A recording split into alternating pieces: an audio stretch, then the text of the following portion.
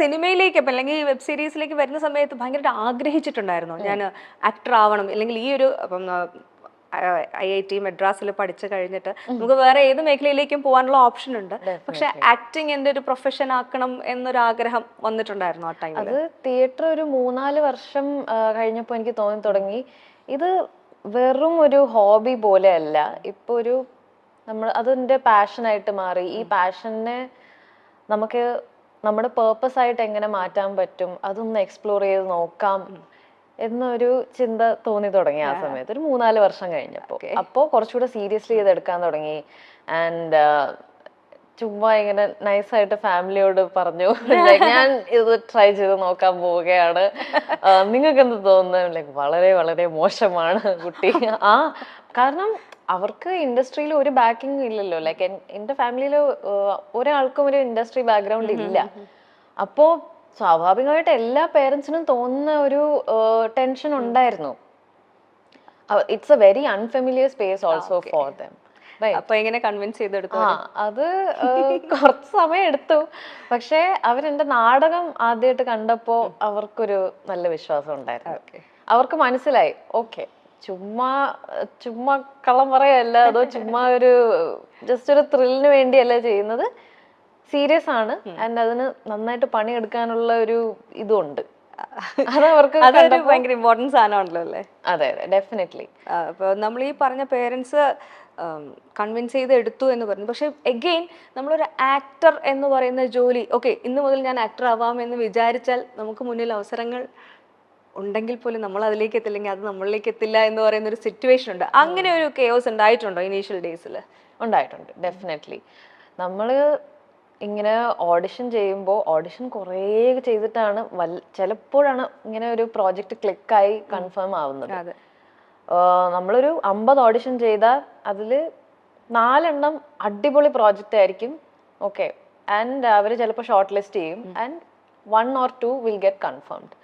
അപ്പോൾ ചാൻസസ് അങ്ങനെയാണ് പോകുന്നത്. അപ്പോൾ ഈ നമ്മളിങ്ങനെ 1 after the other ഒരു 20-25ാമത്തെ ഓഡിഷനൊക്കെ എത്തുമ്പോൾ ഒരു മടുപ്പ് തോന്നും. അപ്പോൾ നമുക്ക് തന്നെ തോന്നും, ഇത് എന്തിനാ ഈ പരിപാടിയൊക്കെ ഏറ്റെടുത്ത് എന്നൊരു ഇത് തോന്നും. പക്ഷെ നാച്ചുറൽ ആണ്, എല്ലാ ആക്ടേഴ്സും പോകുന്ന ഒരു പ്രോസസ് ഉണ്ട്. അവർക്കൊരു സെൽഫ് ഡൗട്ട് ഉണ്ടാവും, ഭയങ്കര ക്രിട്ടിക്കൽ ആവും ചിലവർ അവരുടെ പ്രോസസ്സിനെ കുറിച്ച്. ഇങ്ങനെ കുറേ നാള് ഓഡിഷൻ കൊടുത്ത് ഒന്നും കൺഫേം ആയില്ലെങ്കിൽ നമ്മള് ഈ സ്ക്രീനിൽ കാണുമ്പോൾ നമുക്കൊരു മടുപ്പ് തോന്നും. ഡെഫിനറ്റ്ലി അതിൽ നിന്നൊക്കെ മാറി നിൽക്കണമെങ്കിൽ ഒരു സ്ട്രെങ്ത് വേണം, ഒരു കരുത്ത് വേണം. ഇപ്പം നമ്മൾ എന്താ പറയുക, ഒരു അഭിനയം എന്ന് പറയുന്നത് എല്ലാവരെയും കൊണ്ട് പറ്റുന്നൊരു കാര്യമല്ല. പക്ഷെ നമ്മൾക്ക് അതിനുള്ളൊരു ടാലൻ്റ് ഉണ്ട്, കോൺഫിഡൻസ് ഉണ്ട്. പക്ഷെ നമ്മളത് എത്തിക്കേണ്ട ഒരു സ്ഥലത്തേക്ക് എത്തിക്കുക എന്ന് പറയുന്നത് ഇപ്പോൾ ഈ ഓഡീഷൻസിലൂടെയാണ് നമുക്ക് അവസരങ്ങൾ കിട്ടുന്നത്. പക്ഷെ ശരിക്കും പറഞ്ഞാൽ ഓഡീഷനിൽ നമ്മുടെ ടാലന്റ് നമുക്ക് ഫുള്ളി ഷോക്കേസ് ചെയ്യാൻ പറ്റാറുണ്ടോ, അല്ലെങ്കിൽ അതിനുള്ള അവസരം കിട്ടാറുണ്ടോ? ചിലപ്പോൾ പറ്റും, ചിലപ്പോൾ പറ്റാറില്ല. അത് ആ ഓഡിഷൻ ചെയ്യുന്ന ആ ടീം അനുസരിച്ചിരിക്കും, പ്രോജക്റ്റിന്റെ ക്വാളിറ്റി അനുസരിച്ചിരിക്കും, അവര് നമ്മളെ ട്രീറ്റ് ചെയ്യുന്ന രീതി, അവരുടെ നമ്മളോടുള്ള സ്വഭാവം, ഇതെല്ലാം അനുസരിച്ചിരിക്കും. കുറേ ഫാക്ടേഴ്സ് ഉണ്ട്. ഒരു നല്ല ഓഡിഷൻ, ഒരു അടിപൊളി ഓഡിഷൻ ആവണമെങ്കിൽ it has a lot of factors. ശരിക്കും എന്താണ് ഒരേ ഓഡീഷനിൽ പോയി എക്സ്പീരിയൻസ് ഉണ്ട്. സോ ലൈക്ക് നമുക്ക് നന്നായി പെർഫോം ചെയ്യാൻ പറ്റുന്ന ഒരു ഓഡീഷൻ എങ്ങനെയായിരിക്കണം, അല്ലെങ്കിൽ അതിനെപ്പറ്റി ഒന്ന് പറയാമോ? കാരണം എന്ന് വെച്ചാൽ സിനിമയിലേക്ക് എത്താൻ ആഗ്രഹിക്കുന്ന ഒരുപാട് പേരുണ്ട്. എങ്ങനെയാണ് ഓഡീഷൻസ് നടക്കുന്നത് എന്ന് പലർക്കും അറിയുന്നുണ്ടാവില്ല. പക്ഷെ അവർക്കൊരു ഇൻസ്പിറേഷൻ ആയിക്കോട്ടെ, ഒരു നല്ല ഓഡീഷൻ എങ്ങനെ ഇൻസ്പിറേഷൻ ആവുമല്ലോ എന്നറിയില്ല. ബട്ട് ഒരു ഓഫ് കോഴ്സ് നമ്മൾ പ്രിപ്പയർ ചെയ്യണം. പിന്നെ നമ്മൾ ആ ഓഡിഷൻ സ്പേസിൽ എത്തുമ്പോൾ of course you have to put your best version. നമ്മുടെ ഏറ്റവും നല്ല വേർഷനാണ് നമ്മൾ കാണിക്കേണ്ടത് എന്നൊരു പ്രഷറുണ്ട്. ബട്ട് ഓൾസോ കുറച്ചുകൂടെ കംഫർട്ടബിൾ ആവണം നമ്മൾ. ലൈക്ക് ഇവരെൻ്റെ ശരിക്കുള്ള പേഴ്സണാലിറ്റി കാണാൻ ആഗ്രഹിക്കുന്നുണ്ട്. അവര് ആക്ടറിനെ മാത്രമല്ല നോക്കുന്നു, അവരൊരു പേഴ്സണാലിറ്റിയും കൂടെ തപ്പുന്നുണ്ട്. സോ പ്രസന്റബിൾ ആയിരിക്കണം ഡെഫിനറ്റ്ലി. അത് അപ്പിയറൻസിൽ മാത്രമല്ല, യു ഷുഡ് ബി ലൈക്കബിൾ. അത് ഞാൻ ഒരു പഠിച്ച ലെസനാണ് ഡെഫിനറ്റ്ലി. ഞാൻ വിചാരിച്ചു, ഞാൻ കുറച്ച് ഇൻട്രോവേർട്ടഡ് ആയിരുന്നു തിയേറ്ററൊക്കെ ചെയ്യുന്ന സമയത്ത്. കാരണം തിയേറ്ററിൽ സ്റ്റേജ് കയറുമ്പോൾ വേറൊരാളാണ്, സ്റ്റേജ് ഇറങ്ങിയ ഓക്കെ ടാറ്റ ബൈ ബൈ, അതായിരുന്നു എൻ്റെ സ്വഭാവം. പക്ഷെ അത് മാറിയത് ഓഡിഷനിലൂടെയാണ് ഡെഫിനറ്റ്ലി. അപ്പോൾ be more ഒബ്സർവൻറ്റ് also. Okay. Definitely അത് ആൾക്കാർ നമ്മളെ എങ്ങനെയാണ് ജഡ്ജ് ചെയ്യുന്നത് നമുക്ക് പറയാൻ പറ്റില്ലല്ലോ. അപ്പോൾ കുറച്ചുകൂടെ ഒബ്സർവൻ്റ് ആയാൽ നമുക്ക് പറയാൻ പറ്റും, ലൈക്ക് ഇവർ ഈ റിയാക്ഷൻസ്, നമ്മളൊരു റിയാക്ഷൻ കൊടുക്കുമ്പോൾ അവരെങ്ങനെയാണ് അതിനെ ജഡ്ജ് ചെയ്യുന്നത് എന്നൊക്കെ. ഇങ്ങനെ ഒരു ഓഡിഷനിലൂടെ തന്നെയാണ് ഇപ്പോൾ നമ്മൾ അഞ്ജലിയിലേക്ക് എത്തിയത് അല്ലേ? ആ ഒരു ഓഡിഷൻ എങ്ങനെയായിരുന്നു? ആ ക്യാരക്ടറിനെ ശരിക്കും കൺസീവ് ചെയ്തിട്ടാണോ, അഞ്ജലി എന്നുള്ള കഥാപാത്രത്തെ മനസ്സിലാക്കിയുള്ള ഒരു ഓഡിഷൻ തന്നെയായിരുന്നു? ഓഡിഷന്റെ വേറെ ഒരു കഥ തന്നെയാണ് ശരിക്കും. കാരണം ഞാൻ ഇതുവരെ പോയിട്ടുള്ള ഓഡിഷൻസ് കമ്പയർ ചെയ്ത് നോക്കുമ്പോൾ ആട്ടത്തിന്റെ ഓഡിഷൻ തന്നെ വളരെ വ്യത്യസ്തമായ നല്ലൊരു പുതുമയുള്ള പ്രോസസ്സായിരുന്നു. ആൻഡ് ഓഡിഷനിൽ എത്തിയപ്പോഴാണ് എനിക്ക് മനസ്സിലായത് ഇത് വേറെ ഒരു പരിപാടി തന്നെയാണ്. ഓഡിഷൻ സമയത്ത് ഞാനും ഷോർട്ട് ലിസ്റ്റഡ് ആയ ഒരു 4 പെൺകുട്ടികൾ ആക്ട്രസസും ഉണ്ടായിരുന്നു. ഇവരെല്ലാവരുടെയും കൂടെ വിനയ് ഫോർട്ട് പെർഫോം ചെയ്യുവാണ്. വിനയ് ഫോർട്ട് ഉണ്ടായിരുന്നു ഓഡിഷൻ. അപ്പോ അത് കണ്ടപ്പോ എനിക്ക് മനസ്സിലായി ഇത് എപ്പോഴും നടക്കുന്ന സംഭവം അല്ല. അപ്പൊ തന്നെ എനിക്കൊരു നല്ലൊരു എക്സൈറ്റ്മെന്റ് ഉണ്ടായിരുന്നു.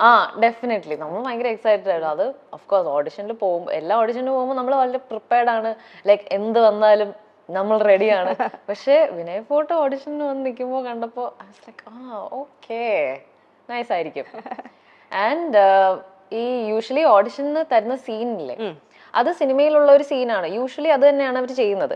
പക്ഷെ ഇതില് സിനിമയായിട്ട് ഒരു ബന്ധമില്ലാത്ത വേറെ ഒരു സീൻ തന്നെയാണ് ആനന്ദ് സെപ്പറേറ്റ്ലി എഴുതി തന്നത്. ആൻഡ് ആ സീൻ വായിച്ചാൽ നമുക്ക് തോന്നും ഇതൊരു ലവ് സ്റ്റോറിയാണെന്ന്. അത് ആരുടെ വെച്ചാണ് ഞാൻ ഓഡിഷനിലേക്ക് പോയത്. പിന്നെ സെലക്ഷൻ കിട്ടിയപ്പോഴാണ് ഈ ഫുൾ കഥ, സ്ക്രിപ്റ്റിന്റെ നറേഷനൊക്കെ കേട്ടപ്പോൾ മനസ്സിലായി ഓക്കെ ഇത് വേറെ പരിപാടിയാണ്. അനശ്വര രാജൻ നായികയായ രേഖാചിത്രം എന്ന സിനിമ ഇപ്പോൾ തിയേറ്ററിൽ മികച്ച പ്രകടനത്തോടെ, മികച്ച അഭിപ്രായത്തോടെ മുന്നേറുകയാണ്. ഈ സിനിമയിൽ ഏറ്റവും ശ്രദ്ധേയ കഥാപാത്രത്തെ അവതരിപ്പിച്ചത് സരൺ ശിഹാബാണ്. താരത്തിന്റെ കഥാപാത്രത്തിന് നിറഞ്ഞ കയ്യടിയാണ് ഇപ്പോൾ ലഭിക്കുന്നത്. മലയാളം, ഹിന്ദി എന്നീ ഭാഷകളിലെ സിനിമകൾ, ടെലിവിഷൻ ഷോകൾ എന്നിവയിൽ പ്രത്യക്ഷപ്പെട്ട ഒരു നടിയാണ് സരൺ ശിഹാബ്. ദ ഫാമിലി മാൻ എന്ന പരമ്പരയിലെ ബ്രേക്ക് ഔട്ട് റോളിലൂടെ സരൺ പ്രശസ്തിയായി. ആ ഷോയുടെ ഇതിവൃത്തത്തിൽ നിർണായകമായ നേഴ്സായ മേരിയായി താരം അഭിനയിച്ചു. ആനന്ദ് ഏകർഷി സംവിധാനം ചെയ്ത ആട്ടം എന്ന സിനിമയിലെ അഭിനയത്തിന് കേരള ഫിലിം ക്രിട്ടിക് അസോസിയേഷന്റെ 2023 മികച്ച നടിക്കുള്ള പുരസ്കാരവും സരണിന് ലഭിച്ചു.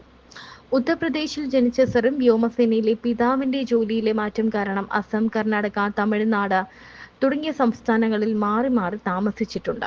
ആട്ടം എന്ന ചിത്രത്തിലെ സറിന്റെ അഭിനയത്തിന് നിറഞ്ഞ കയ്യടിയാണ് ലഭിച്ചത്. സറിന്റെ നാട് കൊല്ലമാണ്. മാപ്പ ഷിഹാബുദ്ദീൻ എയർഫോഴ്സിലായിരുന്നു. ഉത്തർപ്രദേശിലാണ് ഷെറിൻ ജനിച്ചത്.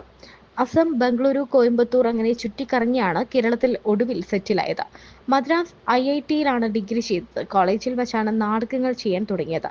തന്റെ വ്യക്തിത്വത്തിൽ തന്നെ തിയേറ്റർ ഒരു മാറ്റം കൊണ്ടുവന്നു. സ്റ്റേജിൽ കയറുമ്പോൾ വേറെ ആളായി മാറുന്നതിന്റെ എക്സൈറ്റ്മെന്റും ത്രില്ലും കൊണ്ടാണ് ഇപ്പോഴും പിടിച്ചു നിൽക്കുന്നത് എന്നാണ് സറിൻ പറയുന്നത്. 2019 ഓഡിഷൻ വഴി ഫാമിലി മാനിൽ അവസരം കിട്ടിയത്. അതിനു മുൻപ് ചെന്നൈയിൽ 7 വർഷം നാടകങ്ങൾ ചെയ്തിട്ടുണ്ട്. ഫാമിലി മാൻ ചെയ്യുന്നതിന് മുൻപ് നിറയെ ഷോർട്ട് ഫിലിമുകളും ചെയ്തിട്ടുണ്ടായിരുന്നു. രാവിലെ 9 മുതൽ 5 വരെ ചെയ്യാവുന്ന ഒരു ജോലി സർക്കാർ ജോലിയോ സ്വകാര്യ മേഖലയിലോ ജോലിയോ ആകണം. സ്കൂളിൽ പഠിക്കുമ്പോൾ ഇതൊക്കെ തന്നെയായിരുന്നു തന്റെയും ആഗ്രഹമെന്നാണ് സറിൻ പറയുന്നത്. പിന്നീടാണ് എല്ലാം മാറിയത്. സിനിമയുമായി ബന്ധമുള്ള ആരും വീട്ടിലില്ല. പക്ഷേ തനിക്ക് നല്ല വ്യക്തതയുണ്ടായിരുന്നു. അത്തരം ജോലി ചെയ്താൽ തിയേറ്ററിലൂടെ കിട്ടുന്ന സംതൃപ്തി ഒരിക്കലും കിട്ടില്ലെന്ന് മനസ്സിലായി. നാടകങ്ങളിൽ പ്രവർത്തിക്കുന്ന സമയത്ത് പാർട്ട് ടൈം ജോലിയും ചെയ്തിരുന്നു. പക്ഷെ തന്റെ യഥാർത്ഥ പാഷൻ തിയേറ്ററാണെന്ന് അപ്പോൾ മനസ്സിലായി. തിയേറ്ററുമായി മുന്നോട്ട് പോകാമെന്നായിരുന്നു തീരുമാനം. പക്ഷേ കുറെ ബുദ്ധിമുട്ടുകൾ ഉണ്ടായിരുന്നു. ഇതൊരു നല്ല തീരുമാനമാണ്. ഇതിന്റെ പ്രതിഫലം കുറെ വർഷങ്ങൾക്ക് ശേഷമേ ഉണ്ടാകൂ. കുടുംബത്തിൽ വേറെ ആരും സിനിമാ മേഖല തിരഞ്ഞെടുത്തിട്ടില്ല. തുടക്കത്തിൽ അതിൻ്റെതായൊരു പ്രതിസന്ധി ഉണ്ടായിരുന്നു. ഫാമിലി മാൻ കഴിഞ്ഞ അവസരങ്ങൾ വന്നു. അപ്പോൾ മാപ്പയും ഉമ്മയും ഒന്നലിഞ്ഞു. എന്താണ് ചെയ്യുന്നതെന്ന് തനിക്കറിയാം, സ്വയം നോക്കാൻ അറിയാം എന്നവർക്ക് മനസ്സിലായി. തിയേറ്റർ ചെയ്തില്ലെങ്കിൽ വേറെ ഒരു ജോലിയും തനിക്ക് സംതൃപ്തി തരില്ല എന്നും കുടുംബം തിരിച്ചറിഞ്ഞു. നമ്മുടെ മകൾ സന്തോഷമായിരിക്കണം, സംതൃപ്തി ഉണ്ടാകണം, അതിന് ഇതാണ് മികച്ച വഴി എന്ന് അച്ഛനും അമ്മയ്ക്കും മനസ്സിലായി.